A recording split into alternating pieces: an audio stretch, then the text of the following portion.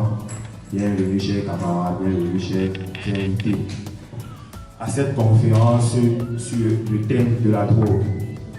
Comme vous le savez tous, le Cameroun, avec sa jeunesse, connaît de nombreux fléaux et la jeunesse tombe de plus en plus dans des mœurs qui détruisent notre jeunesse.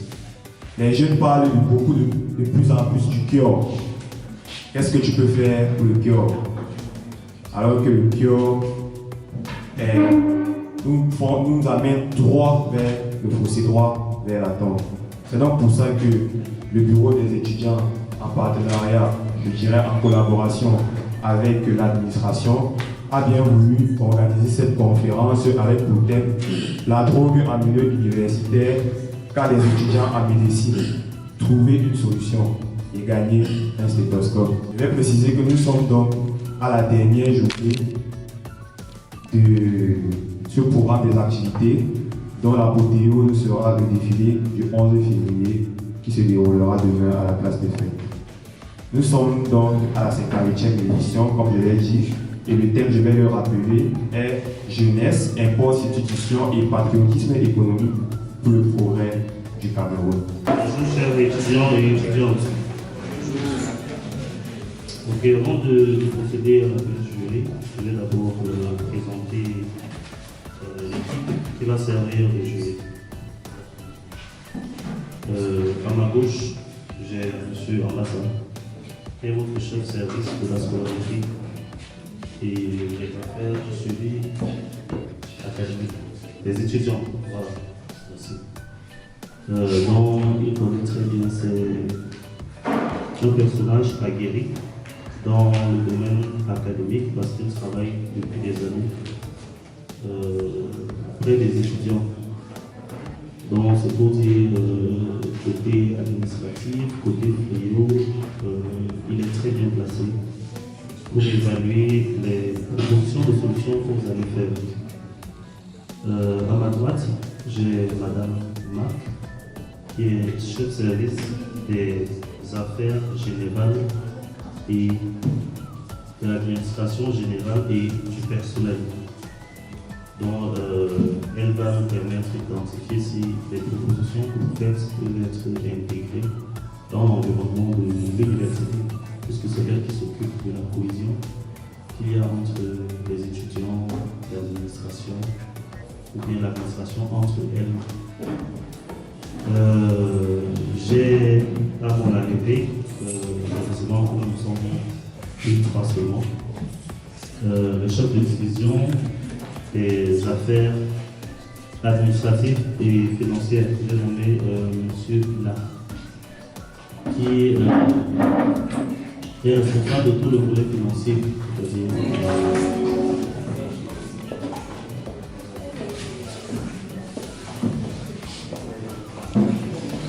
The methods of prevention of drug abuse in university milieu.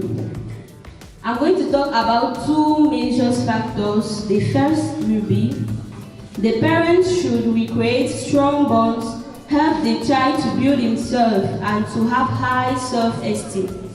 And the second point, put the teenager at the center and take him to adopt responsible behavior by sensibilization messages.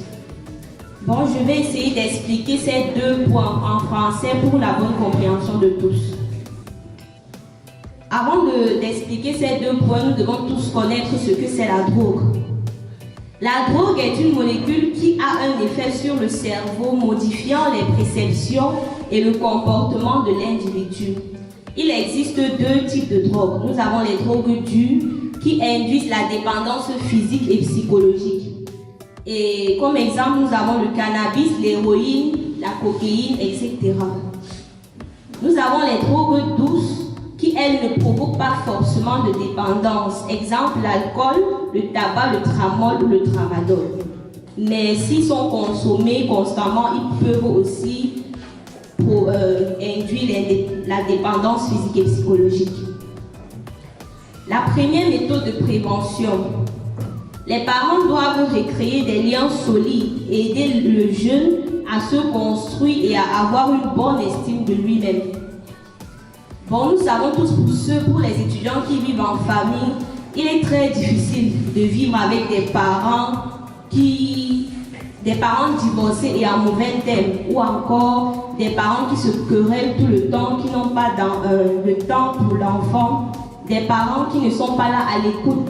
En ce moment, l'étudiant se sent seul, l'étudiant se sent rejeté. Et c'est où il se retourne vers n'importe qui, il peut se tourner vers de mauvaises connaissances, juste pour la distraction et se retrouver dans la consommation de drogue. Je proposerai aux membres de l'administration de recruter un conseiller de santé qui pourra communiquer avec les étudiants, qui pourra leur donner des conseils, qui pourra leur édifier, et aussi lui aussi pourra créer des séances, peut-être des séances de distraction pour tout un chacun où nous pourrions communiquer, interagir. La deuxième méthode, mettre l'adolescent au centre et l'amener à adopter des comportements responsables à travers les sensibilisations. Pour moi, les sensibilisations peuvent être faites de plusieurs manières. Mais alors, nous savons tous que c'est très difficile, pas impossible, mais difficile de voir peut-être un étudiant acheter un journal de sensibilisation pour s'asseoir et lire, ou encore s'arrêter où il y a des affiches pour lire. Donc pour moi, le mieux serait vu que les jeunes sont plus sur les réseaux sociaux, toujours sur les réseaux sociaux. Donc nous pouvons faire ces sensibilisations à travers les réseaux sociaux. Par exemple, pour les fans de comédie, ils peuvent faire leur comédie et dans ça instruire les jeunes ou parler de la consommation de drogue pour les sensibiliser. Pour les fans de musique, pourquoi pas faire un chant qui parle de consommation de drogue, qui parle des conséquences et tout. Et pour les fans de dessin peuvent faire pareil. Et maintenant, ces sensibilisations vont nous aider encore. Grâce à ces sensibilisations, les jeunes sauront déjà qu'ils ne doivent pas interagir avec n'importe qui. Ils doivent faire la part des choses et aussi éviter la curiosité parce que c'est ce qui nous tue, nous les jeunes. Chacun veut voir et faire. Il dit que non, comme celui-ci a fait, je dois faire. Ou j'ai voir avant de croire. Grâce à ces sensibilisations, il saura qu'il y a des conséquences telles que la violence, l'agressivité, et il peut être fragilisé biologiquement, diminué mentalement et peut-être même venir à mourir de façon prématurée. En conclusion, ces deux méthodes, si elles sont bien appliquées pour moi, peuvent aider les jeunes à éviter ou à ne pas s'impliquer dans la consommation de drogue. Et pourquoi pas ceux qui sont déjà impliqués dans la consommation de drogue à arrêter ces mal pratiques. Merci à tous. C'est pour vous présenter mon exposé qui parle de la lutte contre la drogue en milieu universitaire, notamment le cas des étudiants en médecine, et proposer des solutions pour y remédier. Sans plus tarder, je vais vous présenter les stratégies de prévention et d'intervention. Tout d'abord, nous pouvons utiliser l'art comme un moyen de sensibilisation, c'est-à-dire grâce à des projets artistiques collaboratifs, notamment en encourageant la collaboration entre étudiants en médecine et artistiques locaux pour créer des œuvres captivantes illustrant les défis de près. Pour créer des œuvres captivantes illustrant les défis de la pression académique et les conséquences de l'usage des drogues. Aussi, en exposant des arts inétirantes à travers le campus pour susciter des conversations ouvertes sur le bien-être mental. Ici, nous voyons un exemple concret à l'UCLA, University of California, Los Angeles, Heart Global Health Centers. Là, Global Health Centers à l'UCLA a développé des programmes innovants qui intègrent l'art et la créativité pour aborder des questions de santé mentale. Aussi, des ateliers artistiques sont organisés permettant aux étudiants, y compris ceux en médecine, de s'exprimer artistiquement sur les sujets liés à la santé mentale, comme le stress académique et les défis professionnels. Si je suis ici à devant, c'est pour vous présenter mes solutions pour lutter contre la consommation de la drogue et la drogue en milieu universitaire.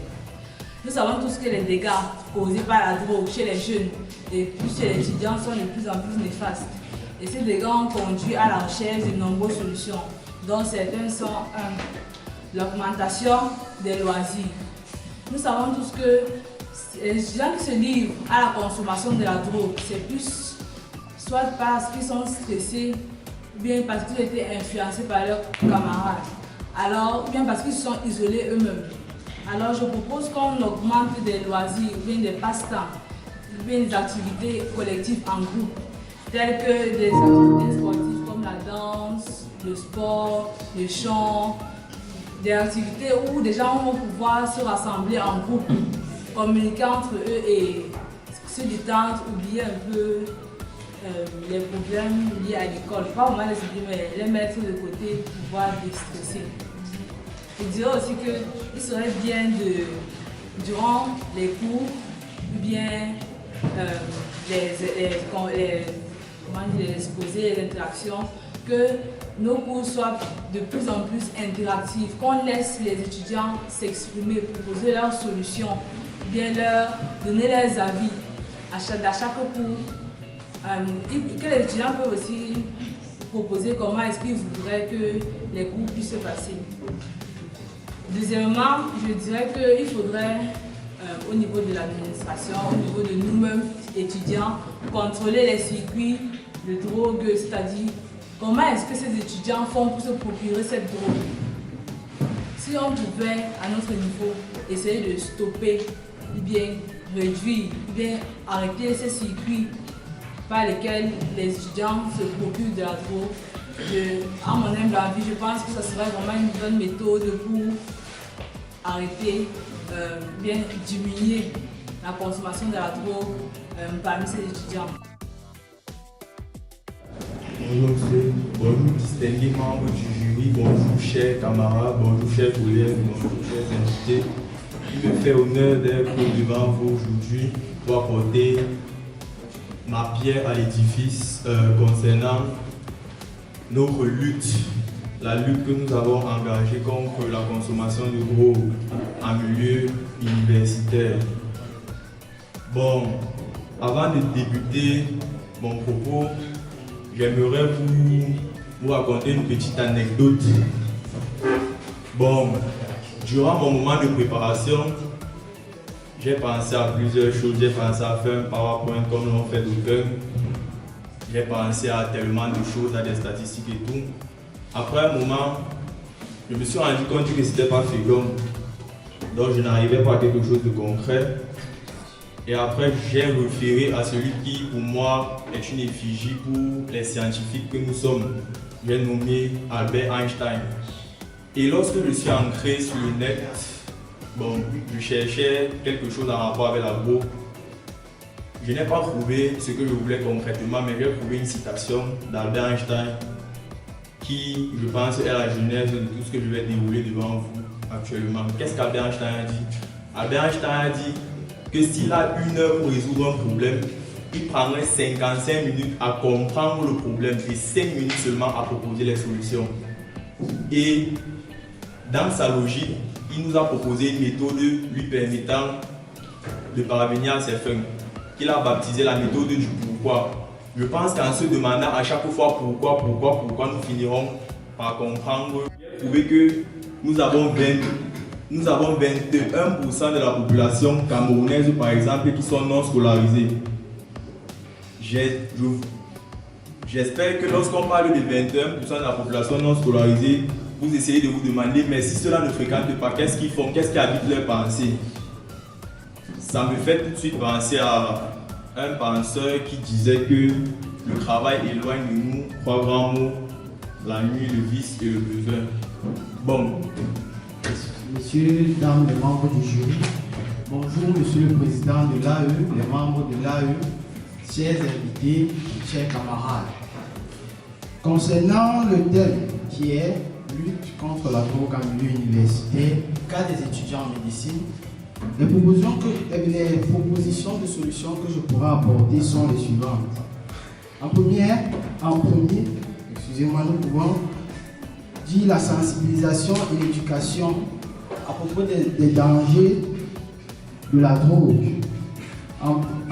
Mettre en place un programme de sensibilisation et d'éducation qui pourra présenter aux jeunes universitaires les dangers qu'apporte la drogue lorsque nous en consommons. En deuxième solution, nous avons le renforcement de la politique de tolérance zéro. Cela passe par beaucoup plus contrôler les fréquentations des étudiants et ne permettre aucune présence ou aucune possession de quelconque substance illicite qui serait inconnue chez les étudiants. Ensuite, nous avons la collaboration avec les autorités locales. Parce que nous pouvons observer que lorsque les étudiants sortent parfois des établissements universitaires, ils ne sont pas assez contrôlés. Nous ne savons pas où ils vont, les lieux qu'ils fréquentent. Nous ne sommes pas sûrs qu'ils rentrent chez eux, vu que, par exemple, dans notre cas, à Saint-Mima, nous vivons seuls et tout. Donc, nous devons plus communiquer avec les autorités locales qui passent, par exemple, par les forces de défense ou autres, pour pouvoir exactement contrôler un peu ce que font les étudiants et essayer de voir. Et en quatrième, donc, pour terminer, nous avons la collecte de données et d'évaluation qui consiste donc à mettre en place un système de collecte de données pour suivre et évaluer l'efficacité des mesures préalables que nous avons prises et ensuite les utiliser pour améliorer ou ajuster les stratégies mises en place. Merci beaucoup. Je vous remercie, monsieur. Je vais passer la parole. Je vais commencer par saluer les camarades, les collègues, le président de l'AE, ses collègues, saluer également chers invités et les différentes personnes qui ont décidé de nous accompagner ce matin. Si nous sommes là, c'est pour parler de notre thème que vous savez déjà. Il nous a été demandé de parler des conséquences de la drogue en milieu scolaire. Pas forcément, je ne dis pas le milieu scolaire parce que ça, on parle dans le cas général des étudiants. Déjà parce que les étudiants, c'est la jeunesse. Et la jeunesse, on sait qu'en grande majorité, nous sommes encore sur les bancs.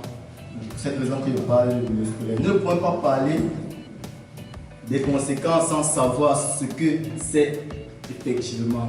Je vais le faire de manière très brève. D'abord, je vais parler de la découverte. Il y a de cela plus de 800 millions d'années avant Jésus-Christ, dans toute la planète tout entière, les scientifiques ont fait des découvertes. Et parmi ces découvertes, ils ont observé une plante qu'ils ont nommée l'opium et qu'ils ont qualifiée de plante de la joie. La drogue, selon l'OMS,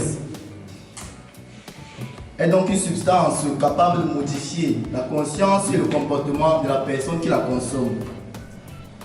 Nous pouvons avoir plusieurs types de drogues en fonction de leur composition.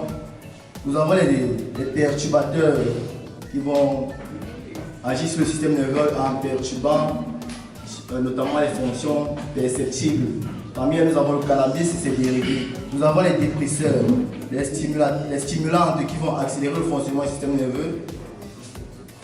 Nous pouvons citer dans ce cas la cocaïne, l'ecstasy et la caféine. Nous connaissons tous, nous avons tous ce frère, cet ami, ce camarade, ce proche qui se drogue, mais qui n'assume pas. Pour guérir d'une maladie, il est bien connu de tout le monde qu'il faut d'abord accepter d'être malade. C'est un pas pour pouvoir atteindre la guérison. Comme argument avancé, ils disent souvent qu'ils se droguent pour être plus évasifs, éloigner le stress, et avoir plus de courage, la colère, être plus avancé dans la réflexion, et j'en passe. Comme le dit si bien un écrivain que j'ai connu très récemment en livre au nom de Mikhail Bulgakov, la cocaïne c'est le diable dans un flacon. Nous ne pouvons pas engager une collaboration avec le diable et espérer en sortir avec des résultats positifs, c'est faux.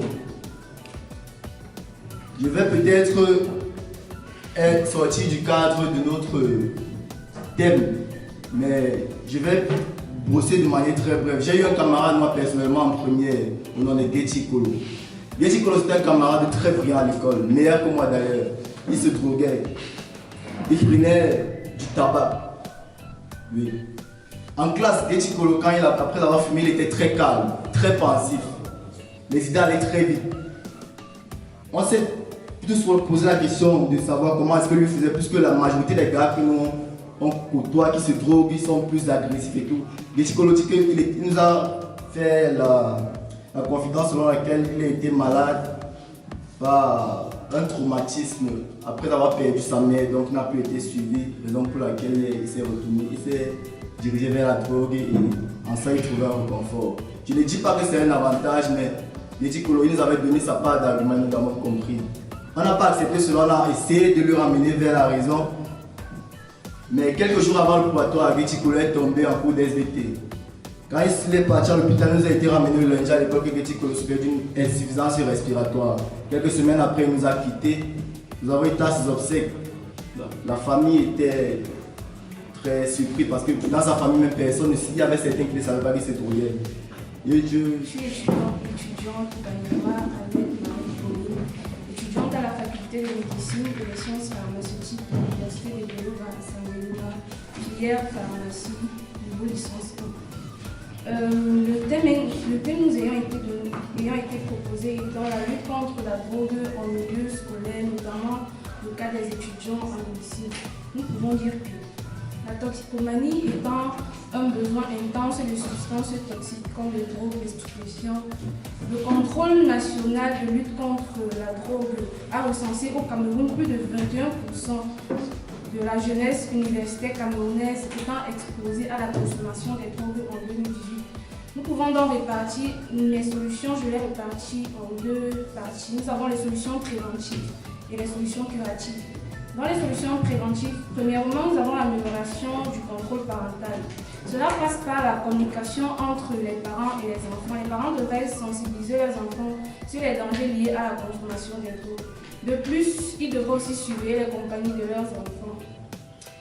Essayer d'impacter positivement leurs enfants et de voir la vision des choses de leurs enfants, puisqu'il y en a certains parents qui ne parlent pas de ces sujets parce qu'ils les considèrent comme sujets tabous.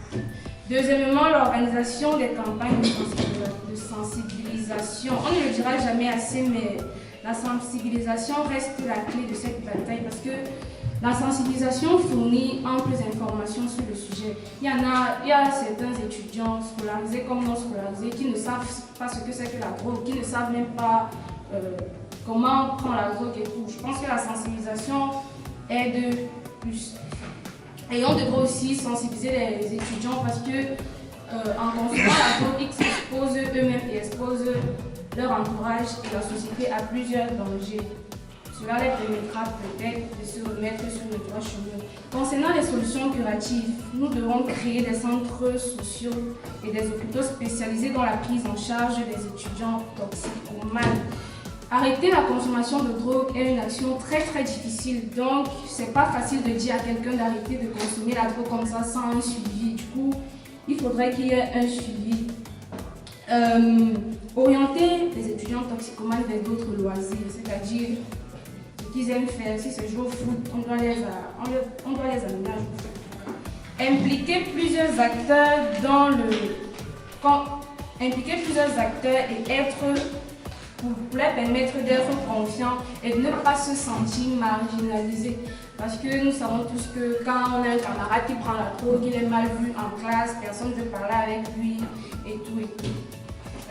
Quatrièmement, essayer de détecter et de couper les circuits de production des drogues. Je vais finir en disant que contre la drogue, tout le monde peut agir. Je vous remercie. Toutes les sociétés humaines ont depuis toujours utilisé certaines substances, par exemple racines, écorces, feuilles.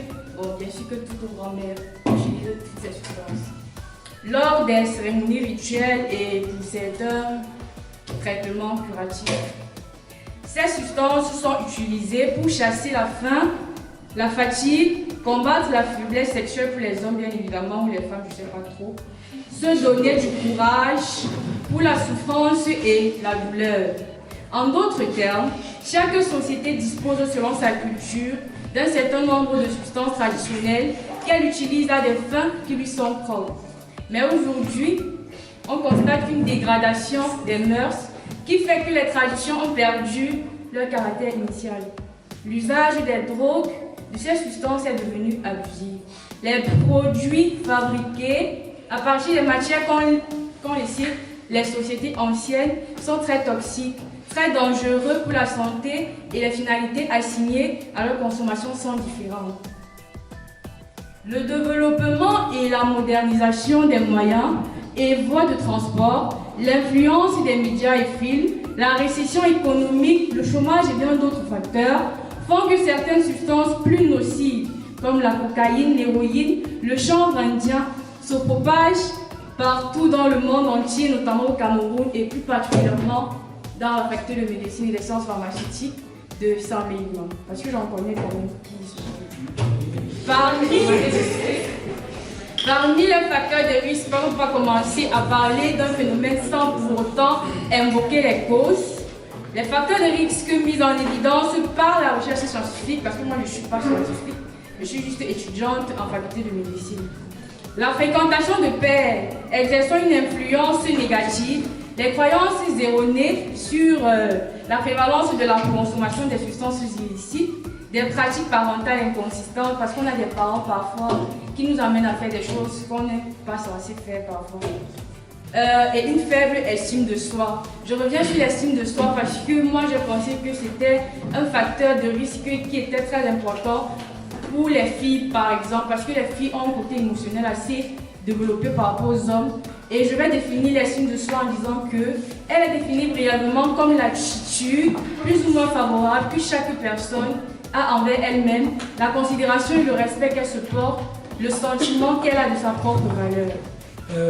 Bonjour, distingués membres du jury, et bonjour, chers camarades. Je suis l'étudiant Roland Caleb Oukili et je suis devant vous aujourd'hui pour vous présenter mon essai de solution par rapport à ce fléau qui sévit dans notre société qui est la drogue. Slide, s'il vous plaît. Voici le plan, slide. Bon, ici, on va d'abord introduire en définissant ce que c'est une drogue. Une drogue, c'est une substance chimique qui est capable de modifier les fonctions du système nerveux central et d'entraîner d'une part soit une dépendance psychique, soit une dépendance physique, ou alors les deux. Les drogues ici sont nombreuses et sont classées de façon différente selon les systématisations, selon l'OMS et autres. Par exemple, selon les États, nous avons les substances licites et les substances illicites. C'est-à-dire quoi, les drogues autorisées et les drogues non autorisées. Les drogues autorisées, nous avons par exemple l'alcool, tout le monde peut en acheter dans un bar, on ne va rien lui demander. Et les drogues licites, nous avons également les médicaments. Certains médicaments qu'on appelle des stupéfiants sont également des drogues.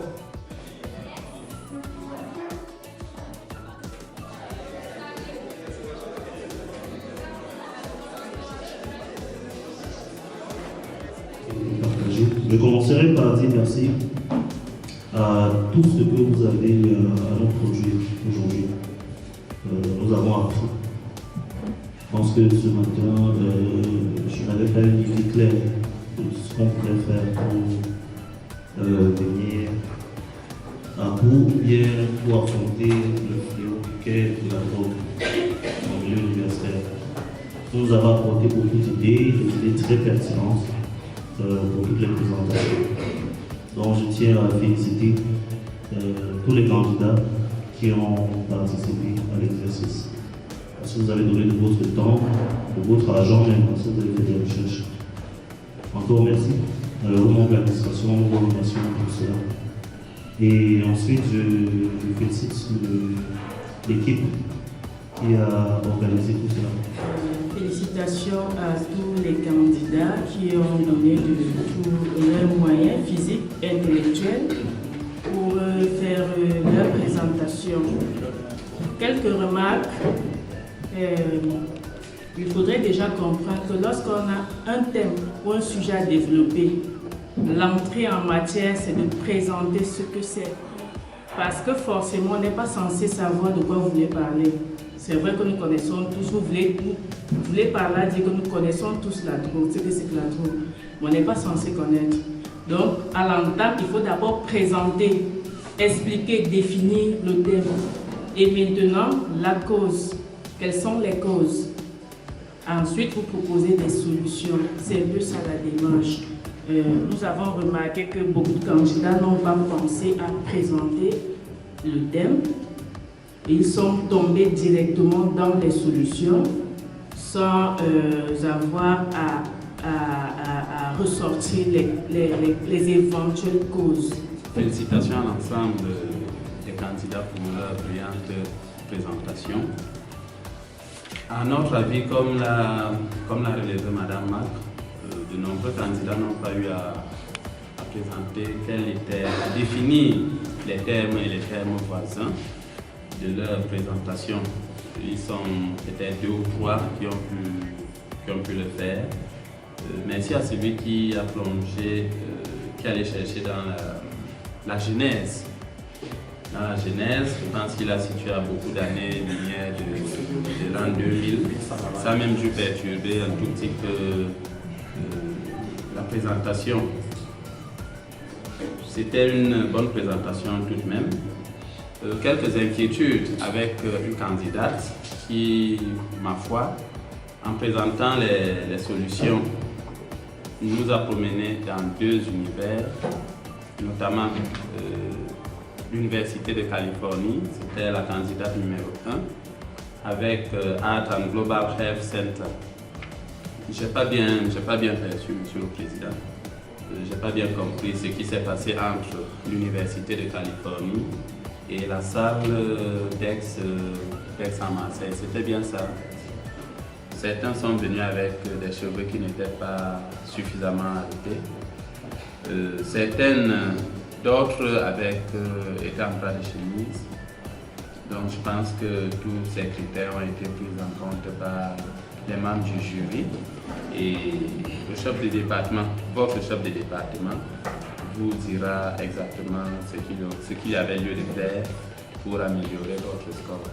Si d'aucuns pensaient que c'était une semaine de la jeunesse pour s'amuser, moi je sors d'ici enrichi. Parce que vous avez démontré que nous n'avons pas le monopole du savoir. Bien que nous soyons vos aînés, mais j'ai appris beaucoup de choses aujourd'hui, donc vraiment vous pouvez applaudir pour vous, s'il vous plaît. Balancer des idées tout en tapant le pupitre. Vous voyez, c'est déjà l'attitude des bons jurys. Vous éliminez complètement du processus. Je ne vais pas revenir sur l'habillement. Moi, j'ai donné 0 à tous ceux qui étaient mal habillés. Je préfère vous le dire. Vous connaissez mes critères. Donc, 0 étant la note éliminatoire, on n'espère même pas. Donc, comme Madame Marc et M. Ambassa l'ont relevé, lorsqu'on fait un exposé ou alors un projet de soutenance, il y a un canevas, il y a des étapes à suivre. Le B.A.B.A., beaucoup d'entre vous, même quand vous êtes des scientifiques, ceux qui n'ont pas fait dissertation, on vous dira que le B.A.B.A. d'un exposé, c'est l'introduction, le développement et la conclusion. Et dans chaque introduction, il faut l'historicité du projet. J'ai également admiré celui qui nous a amené dans l'histoire. C'était très bien parce que, voyez-vous, la vie est basée, et tout ce que nous faisons est basé sur l'histoire. C'est l'histoire.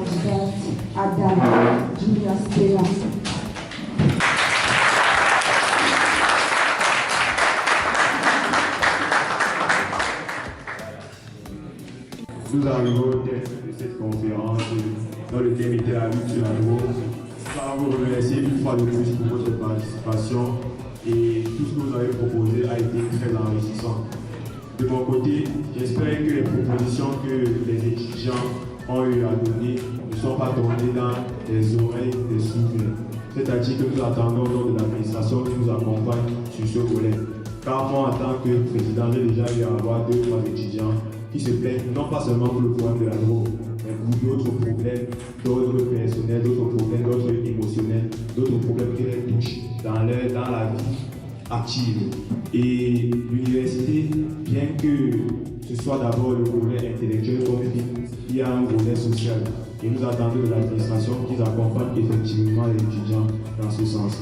J'ai eu à causer également avec Madame qui s'y présente il y a quelques mois sur l'instauration dans le programme des étudiants du sport, pour qu'on puisse instaurer le sport pour les étudiants, toujours dans le souci de se distraire.